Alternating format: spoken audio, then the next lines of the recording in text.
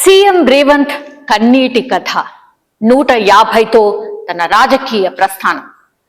తెలంగాణ రాష్ట్ర రాజకీయాల్లో అతి తక్కువ మంది నేతల్లో తనకంటూ ఒక ప్రత్యేక గుర్తింపు ఉన్న రాజకీయ నాయకుడు యనుమల రేవంత్ రెడ్డి ఒకరనే సంగతి చెప్పాలి. మహబూబ్నగర్ జిల్లాలోని ఒక మారుమూల చిన్న గ్రామంలో పుట్టిన రేవంత్ ఏ విధమైనటువంటి పొలిటికల్ బ్యాక్గ్రౌండ్ లేకుండా ఉన్నత స్థానానికి ఎదిగారు.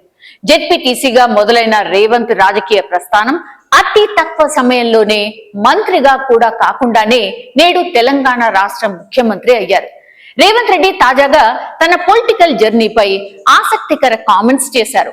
ఒక టీవీ ఛానల్ కు ఇంటర్వ్యూ ఇచ్చిన సందర్భంలో రేవంత్ రెడ్డి మాట్లాడుతూ తాను ఫేస్ చేసిన గత జ్ఞాపకాలను గుర్తు చేసుకున్నారు. కేవలం జేబులో ఉన్న 150 రూపాయలతో మహానగరం హైదరాబాద్ వచ్చానని చెప్పారు. అలా ఆ 150తో మొదలైన నా జీవితం మొదట జెడ్పీటీసీగా, తర్వాత స్థానిక సంస్థల ఎమ్మెల్సీగా, ఆ తర్వాత 2 సార్లు ఎమ్మెల్యేగా, ఎంపీగా, అలా అంచెలంచెలుగా ఎదుగుతూ నేడు ముఖ్యమంత్రిగా మీ ముందు ఉన్నానని అందులో చెప్పారు. నేను అలంకరించిన పదవులు అన్ని కూడా కేవలం ప్రజలు నాపై నమ్మకం ఉంచి వారు నాకు పంచి ఇచ్చిన ఆశీర్వాదమే అని చెప్పుకొచ్చారు. తెలంగాణకు 2వ ముఖ్యమంత్రిగా రేవంత్ రెడ్డి అని నా పేరు చిరస్థాయిగా నిలిచిపోతుందని కూడా చెప్పారు.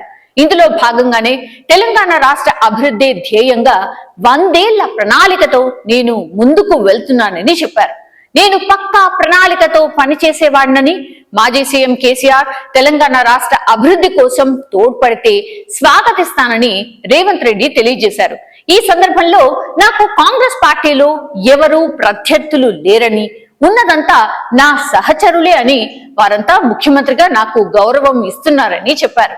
గులాబీ బాస్ కేసీఆర్ అసెంబ్లీకి రాకపోవడం వెనుక హరీష్ రావు కుట్ర ఉందని అనుమానం వ్యక్తం చేశారు రేవంత్ రెడ్డి.